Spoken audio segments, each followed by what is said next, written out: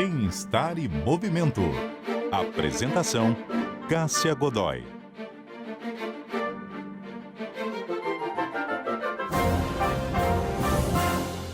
Bem-estar em movimento no ar, hoje para falar sobre judô, uma modalidade que combina técnica, disciplina, respeito e preparo físico também. Nós estamos recebendo a Tamires Guedes, que é sensei, professora de judô. Tudo bem, Tamires? Seja Tudo bem, bem-vinda. obrigada.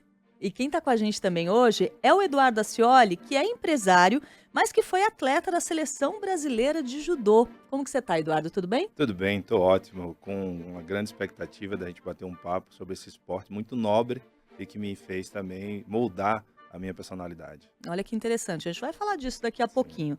Agora, Tamires, aquela pessoa que começou a ouvir o Bem-Estar em Movimento, não tem noção, não sabe nada sobre judô. Como você explicaria a modalidade? É uma modalidade que ela traz muita disciplina, muito condicionamento físico, principalmente condicionamento físico. O judô é uma atividade física que ela vai trabalhar você literalmente seu corpo inteiro. E o espírito coletivo, né? Você não vai treinar sozinho, por mais que é um esporte individual, que você vai sozinho lutar com alguém, você não treina sozinho, você não faz nada sozinho. Se não tiver os seus amigos, seus senseis, sua equipe ali treinando contigo, não dá para continuar no judô. E que tipo de golpe é usado nessa modalidade? Temos os golpes de ashi, que seria golpes de pé e perna, koshi, golpes de quadril, e golpes de T, que seria a mão. Então, o famoso é aquela rasteirinha que todo mundo dá, que é o sotogari. O abraço de urso, geralmente o pessoal fala que é o koshiguruma. E tem o Iponseoi, que a gente está muito acostumado a ver nas Olimpíadas, em campeonatos, sai bastante. É um dos golpes que as pessoas mais aprendem, são esses três. Muito legal. Eduardo, conta pra gente. Você se tornou um atleta de alto rendimento antes de ter virado empresário. Como que você chegou ao judô? Como que começou a sua história com o judô? Então, minha história foi, eu comecei aos 13 anos, geralmente as crianças começam na escola um pouco mais cedo, por volta de 9 horas, e eu estava 9 anos de idade? 9 anos de idade, né, melhor explicando. Eu estava na escola que eu estudava, caminhando, e eu escutei um barulho absurdo dentro de uma sala, eu não sabia que tinha judô lá, e eu vi os garotos gritando "Kiai", que é até uma expressão que se utiliza muito. Quando eu entrei na sala, todo mundo sentado, organizado, o professor em pé, todo mundo de kimono, e aquilo me chamou muita atenção. Eu falei: "Nossa, como é isso, né?". E foi nesse momento que eu decidi me matricular nessa escola, e aí comecei na escola, um valor muito baixo, era meio que praticamente como se fosse R$ 2 aqui, era mais uma questão simbólica. Depois desse momento, o professor chamou para ir para academia, né, que era o que se desenvolvia um pouco melhor. Então foi assim que eu entrei em judô. Mas, obviamente, antes disso, eu tive uma influência do Karate Kid. Então eu via muitos filmes, eu queria lutar karatê e não conseguia achar, porque o judô sempre foi muito mais popular. E nesse dia foi um divisor de águas que entrei nessa escola, depois fui para academia e depois foi uma longa história aí pelo Brasil e pelo mundo, né. E isso começou lá em Alagoas. Começou em Alagoas, em Maceió, né, capital de Alagoas, no Colégio Hélio Lemos, que é um colégio cenecista, um bairro periférico de Maceió.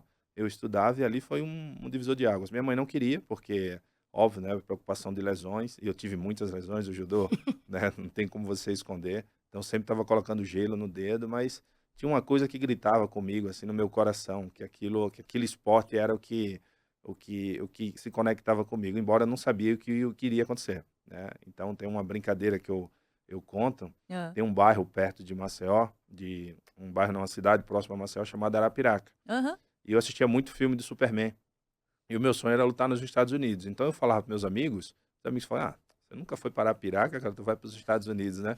Então assim, eles ficavam me zoando o tempo todo, Mas você foi para os Estados e aí a Unidos. primeira vez que fui aos Estados Unidos, eu fui campeão da Aberto Nova York por equipe, integrava a equipe do Vasco, olha só que coisa, né, Olha que que ironia do bacana. destino.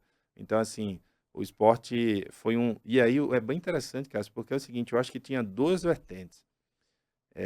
Aquele momento ali foi, eu acho que uma condução divina, porque eu tive alguns outros amigos que não tiveram uma boa história, mas quando eu falo boa história, não é só questão de ter, envolvido com droga e tal, é porque não conseguiu prosperar, né, Uhum. não conseguiu estudar, não conseguiu evoluir, o esporte me deu a condição de falar 2 ou 3 línguas, entender sobre culturas, né, abrir a empresa no qual hoje eu trabalho com experiências corporativa internacional, então assim, foi um presente na verdade, né, eu acho que o judô me presenteou, não foi nem eu que entreguei para o judô, sabe. Olha que bacana. E você, Tamiris, como que você começou a treinar judô e depois se especializou, se tornou professora? Quando eu tinha 14 anos, eu estava com sobrepeso. E aí, essa idade de 13, 14 anos é complicado, né? Os amigos começam a zoar. Por mais que você entre na brincadeira, você fica triste. Aí, uma das coisas que eu não recomendo, eu fiz, mas eu não recomendo fazer, eu comprei um remédio escondido para eu poder emagrecer. Minha mãe, com o sexto sentido dela, encontrou o remédio na minha gaveta. E olha que eu coloquei no fundo da gaveta, nem eu conseguia pegar direito. Uhum. Minha mãe achou esquisito aquilo dali e me levou no médico, me levou no endocrinologista e ele receitou uma dieta e atividade física. Perto da minha casa tem uma ONG até hoje, chama Clube da Turma, em que eu comecei lá, tem vários esportes. Eu entrei querendo fazer vôlei e dança de salão. Chegou a época de junho, julho, muito frio, todo mundo se aglomerou no ginásio. Então, pensa, tinha as crianças, que tinha pequenininhos lá também, tinha o handball, tinha o futebol, tinha o vôlei, que eu fazia parte, e as atividades extracurriculares de outras coisas. Então, hoje a gente vai pra quadra, a cozinha vai pra quadra hoje, então ia lá. E lotou aquilo dali. Eu falei, não vou ficar aqui nada. Fui dar uma volta. E aí foi igual com você. Na hora eu passei assim na sala, oxe, que isso? E aí, falei, posso assistir? Aí a sensei deixou eu assistir. E aí eu falei, acho que eu vou ficar por aqui. Quando tá frio, né? Tá lotado aquele ginásio, eu vou ficar por aqui. Nesse eu vou ficar por aqui. Comecei a fazer sem kimono, sem nada. Só na roupinha mesmo, moletom, como todo professor fala pra gente ir. Depois de um tempo, eu falei, acho que eu tô gostando desse negócio aqui. Aí saí do vôlei e da dança de salão. Fiquei no judô de segunda a sexta. Depois minha mãe comprou meu primeiro kimono, que eu tenho até hoje. Tá todo rasgado já, mas não consigo desfazer dele. Uhum. Fui pro meu primeiro campeonato, eu lembro que foi na cidade de Osasco, num torneio, era faixa branca. Nem sei o que aconteceu, sei que eu perdi. Ganhei uma medalhinha de participação, de consolo. Muito obrigada por você ter vindo. E dali eu comecei a falar assim, não, eu quero continuar competindo. Competi em alguns campeonatos, mas depois de um tempo a gente tem que trabalhar. Aí tive que escolher entre trabalhar, treinar, estudar. E aí treinando foi ficando sempre um pouquinho de lado, mas nunca parei. Uhum. Comecei a trabalhar com o judô, para, aliás, eu não precisar parar de treinar. E aí foi quando eu comecei a dar aula para criança. E quando também eu comecei a ver as crianças que precisavam de um pouco mais de atenção. Tanto as crianças deficientes de qualquer tipo, seja deficiência intelectual ou física, quanto o do espectro autista, que agora está ficando, não é mais popular, mas está tendo mais visibilidade. Isso. Porque é uma coisa que já existia muito antes, Uhum. mas que hoje está tendo mais visibilidade, as pessoas estão investigando mais sobre isso e acaba incluindo mais a galera. Ainda bem. E Tamires, como que é a experiência com essas crianças que têm alguma condição especial, que são neurodivergentes? Como que é a resposta delas ao judô? Depende muito do que a criança ela te mostra. Então, tem crianças que elas não suportam ser tocadas. E aí, geralmente, ela foca em uma pessoa. Acaba sendo o professor. Acaba, no caso, sendo eu. Uhum. Então, eu sempre treino com essa criança. Mas aí você não dá atenção para as outras? Dou. Na hora que eu tô explicando, todo mundo fica paradinho, quietinho. Eu pego mais ou menos o meu tamanho para ficar mais claro o golpe. Depois, na hora do Uchikomi, que são as entradas de golpe, a gente separa. Bonitinho. Vai com quem tem mais afinidade. Eu dou liberdade, ó. Escolhe com quem vocês vão fazer. Se eu ver que dá bagunça, eu começo a escolher. E essa criança fica comigo. Até que a gente vai tentando assim, ó, vamos fazer hoje com a amiguinha? Vamos fazer hoje com o amiguinho? E vai soltando. É uma criança como qualquer outra. Só que ela tem um tempo totalmente diferente. Há crianças que já têm um hiperfoco em abraçar. Já chega te abraçando, quer agarrar todo mundo. Há crianças que não gostam de som alto, há crianças que gostam muito de barulho. Então, é como qualquer outra criança, como qualquer coisa que a gente tem. Sei lá, não gosta de usar verde, então não vai usar verde. Não gosta de comer feijão, não vai comer feijão. Então, essa inclusão, a gente tem que pensar que não é uma criança diferente.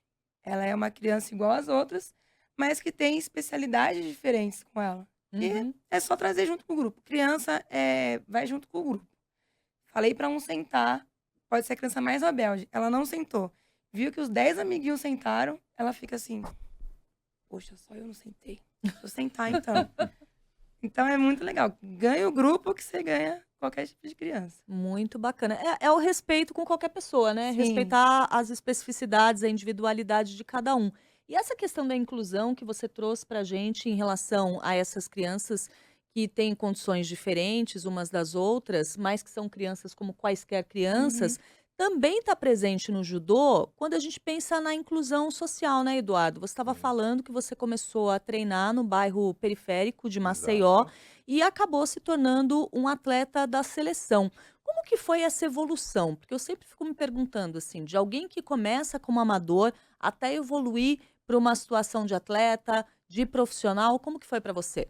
Olha, tudo foi muito surpresa, mas eu sempre falei, eu falo nas palestras que eu faço, quando eu tenho oportunidade, é de que você precisa ouvir o seu coração, porque eu escutei muitas palavras para me desestimular, mas muitas palavras, muitas, assim, ó, até de técnicos, né, que não acreditava, porque eles acreditavam que eu estava dando um passo maior do que a perna, sempre foi isso. Inclusive, eu lembro que uma vez que eu fui treinar, fui fazer uma competição no Pinheiros, e era uma seletiva, e aí o professor, né, à época, ele falou assim, ele falou: "Cara, em São Paulo tem não sei quantos mil atletas, você vai lutar com o Rogério Sampaio", que na época o Rogério tinha sido campeão.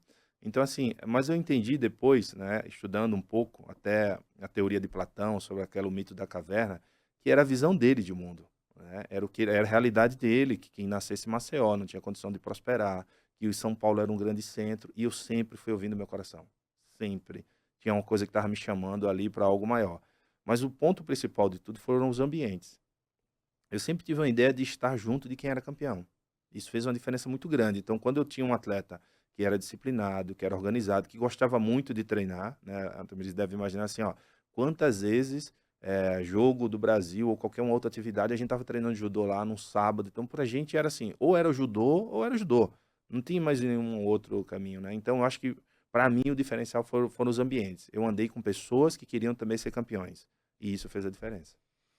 isso é muito importante, Uhum. porque lembra a história de 3 alunos meus. Hã. Eu dava aula pouco depois da pandemia, 2022, final de 2021 para 2022, e eu via um aluno meu, vou até o Júlio, e, meu, ele respirava judô. Aham. "Sensei, vai ter treino?", me mandava mensagem no WhatsApp: "Sensei, vai ter treino?", pro celular da mãe dele. Eu: "Não, Júlio, amanhã é feriado". "Ai, sensei, não vai ter treino, não vai ter treino". E aí a gente vai vendo. Eu confesso que eu não sou a professora que segura ninguém. Se eu tiver que ter 30 alunos, eu tenho. Se eu tiver um aluno, eu tenho um aluno. Eu não seguro ninguém. Eu vi que o Júlio tinha essa vontade, estava ali todo o treino, não importa qual treino que era, se era judô, se era jiu-jitsu, porque tinha outras modalidades lá também, ele estava no meio. E aí eu lembro que teve um primeiro festival que eu organizei, e o dono da academia viu o Júlio lutando. Ele: "Eu quero esse moleque no jiu-jitsu". Aí eu falei: "Tu não vai roubar meu aluno não, viu? Tu segura sua onda". Ele: "Não, põe ele no jiu-jitsu". Nisso o Júlio foi começando a se destacar, e eu falei pra mãe dele: "Vamos colocar o Júlio numa seletiva". E o Júlio acho que devia ter uns 11 anos, mais ou menos. Falei: "Vamos colocar o Júlio numa seletiva". Ela falou assim: "Ah, não consegui hoje". Eu: "É hoje ou é nunca mais. Não tem outra oportunidade, é hoje ou é hoje". Ela foi, levou ele. Sensei na hora falou assim: "Tamires, esse moleque é extraordinário, sensacional". Falei: "Eu sei, minha filha, tá Uhum. pensando o quê?". E aí ele tá lá até hoje, ele chegou no São Paulo na faixa cinza, e hoje ele pegou a faixa verde. Nisso depois, um outro aluno meu, pequenininho também, eu vi que Aham. eu ia acabar saindo de lá, por conta mesmo de logísticas, não estava dando pra eu ficar. Hã. Aí eu falei até pro meu namorado: "Antes de eu sair de lá, ainda coloco mais uns 2 Sim. em outro lugar".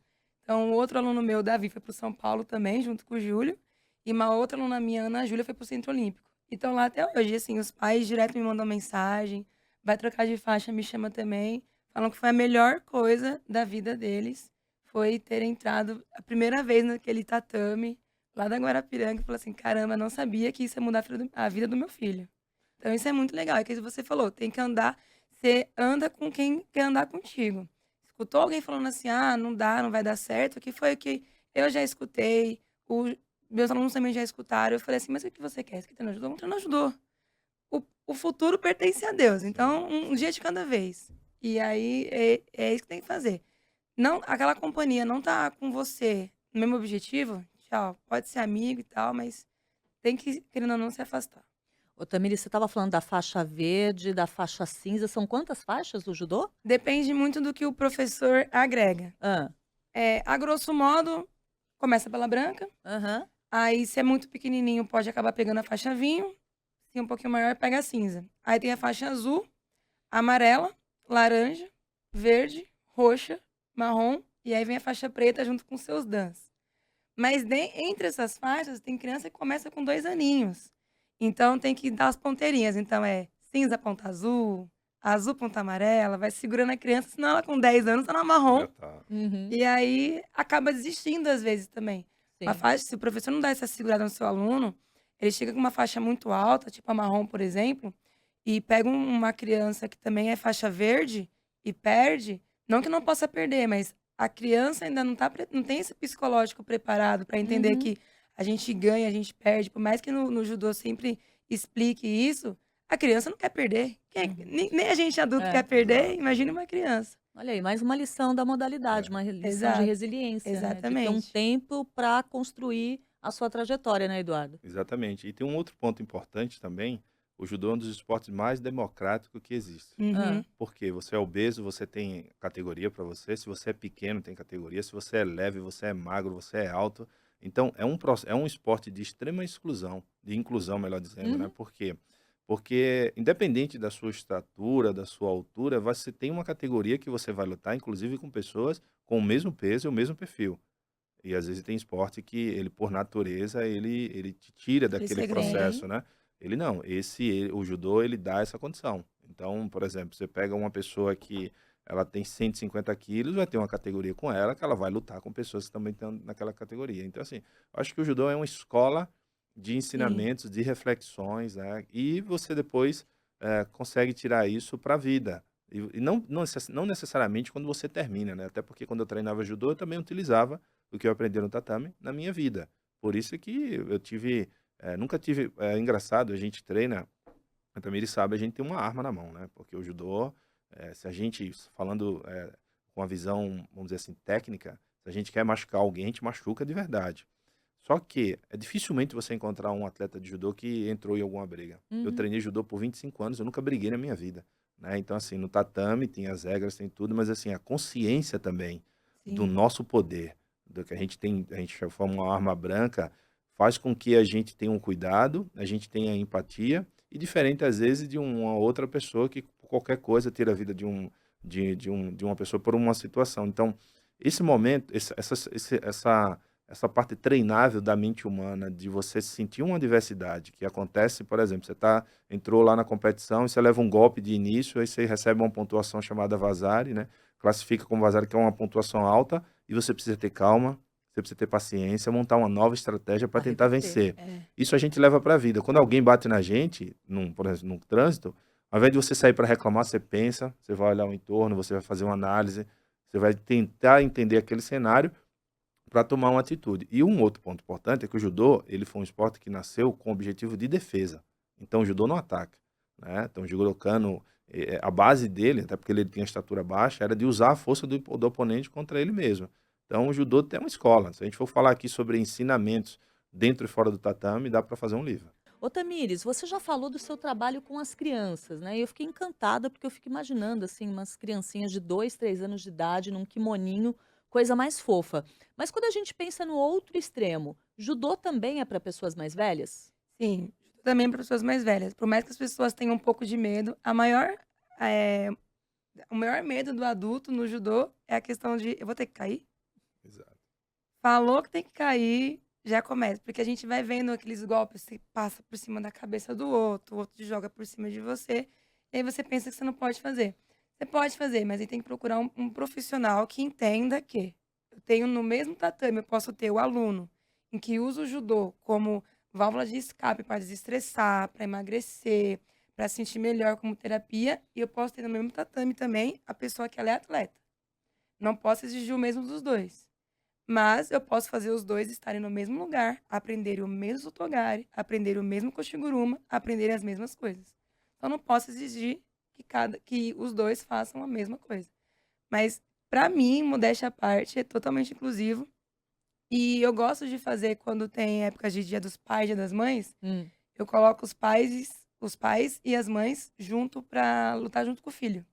Aí a hora que o filho começa a falar assim: "Ah, sabe aquela louça, mãe, que você fez eu lavar?" Uhum. Aí é muito divertido. Então, isso é bom pra família. Às vezes você vê o seu filho Uhum. fazendo judô, aí você olha como ele desenvolveu, como ele emagreceu, como ele melhorou na escola, aí você pensa: "Poxa, deixa eu tentar também. Já que eu tô aqui levando meu filho, deixa eu começar a treinar também". Então, essa parte do judô de modo família é muito legal. Ver um pai que começou judô, às vezes, por conta do filho, isso é muito satisfatório. Como professora, eu gosto bastante. E Eduardo, como que apareceu na sua trajetória com o judô esse contato com outras gerações? Olha, o judô ele é inserção o tempo todo. Você treina com alguém mais novo, da sua idade e mais velho. Então, tem essa parte até da arte japonesa, de você trazer tentar colher essas experiências com os senseis, né. Então, e quanto mais tempo ele tem de tatame, mais ele tem para ensinar. Então essa mudança, esse mix de idades, de pensamentos diferentes. E o outro ponto também é cultural, Uhum. né, porque às vezes eu estou treinando com o pessoal de São Paulo, que tem uma outra história, com o pessoal do Sul, com o pessoal da Bahia, Minas Gerais.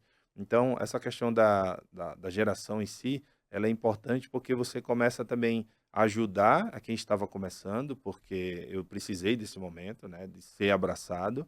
Você consegue aprender com quem já está ali há muito tempo e você também consegue, vamos dizer assim, trocar uma figurinha com quem está com você buscando o mesmo objetivo, né, o mesmo propósito. Então, eu diria que é um ambiente familiar, porque você tem pessoas com idades diferentes, né. O judô praticamente ela falou, eu acho que é uma coisa bem importante, que é uma família, Uhum. porque às vezes está o seu avô, né, tá, entre aspas, né, tá o seu tio, tá o seu pai, tá o seu irmão, tá o seu de repente, seu filho, porque entra na mesma escola. Então essa mistura faz você, fazer uma alta dar um olhar para você no sentido de como que você precisa de tempo, né, para poder construir algo na sua vida, porque hoje está tudo muito imediato. E É. o judô, ele trabalha muito esse não queime as etapas, você precisa entender o tempo de cada coisa. Então, quando você entra na faixa azul, você precisa ter um longo tempo ali para você provar para o seu professor que você pode ir para amarela.